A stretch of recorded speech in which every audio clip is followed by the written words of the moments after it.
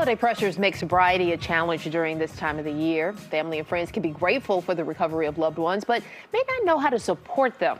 That's where Gateway Foundation is coming in, and Craig Lamb sat down with me to share what our sober friends and family face during the holiday season and how we can help. Well, everybody knows that the holidays can be a more stressful time. In fact, Harvard did a study where 62% of people, not just sober people, it's just people in general. Feel more escalated and stressed. People in sobriety, especially early sobriety, already struggling and in a vulnerable state. So a lot of reasons for that it could be triggering for them. They're going to be around family and friends that they may not have seen for a while. The holidays are about excess, so like excessive festivities, excessive drinking, excessive emotions.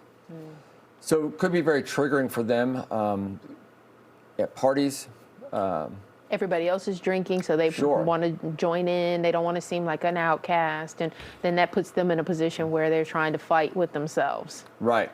So as family members, what can we do to help them? So many things that a family can do to help someone that's early in recovery. I would say one of the early things is if you're going to have a party or a get-together, to maybe talk to that person first. If you feel comfortable, if you had a good relationship with them, what do you need is in your sobriety? Maybe we make it a dry party and don't serve alcohol.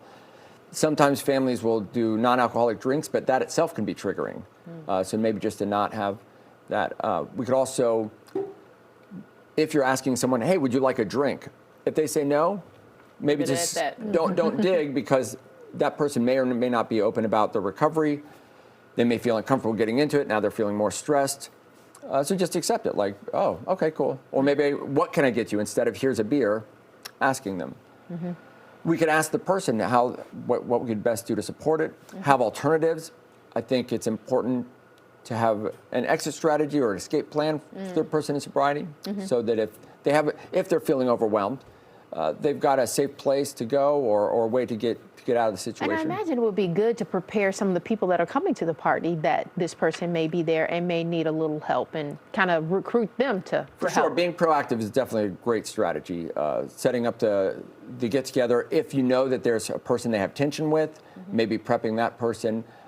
We don't want a person in early sobriety coming to a get-together and then being assaulted with questions that might be invasive. Right, so that you say stand by them, not over them. Yeah, that's a great way to put it. Yeah, all right. Yeah. So how does the family involvement beyond the party assist them in continuing their sobriety? Oh, certainly a key component of any recovery program is going to be involving the family. So at Gateway, we offer family and couples counseling, because if someone's getting sober, they're changing their life, they're changing the way that they interact with people, and we need the family component to change as well.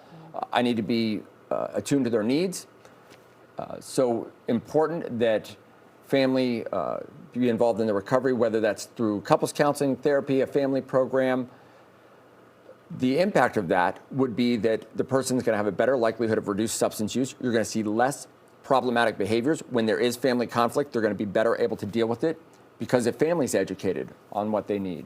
All right, so if somebody finds themselves in need of some help to continue their sobriety, or may want to start that journey, of course, Gateway has many resources to help. For sure, we offer a continuum of care from outpatient to residential. I would suggest going to our website, gatewayfoundation.org.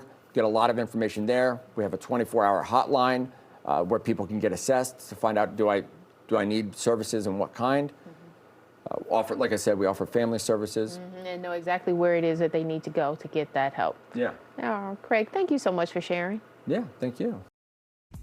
Hey, you can call Gateway Foundation's 24-hour hotline, which is right there on your screen, or you can visit them online at gatewayfoundation.org.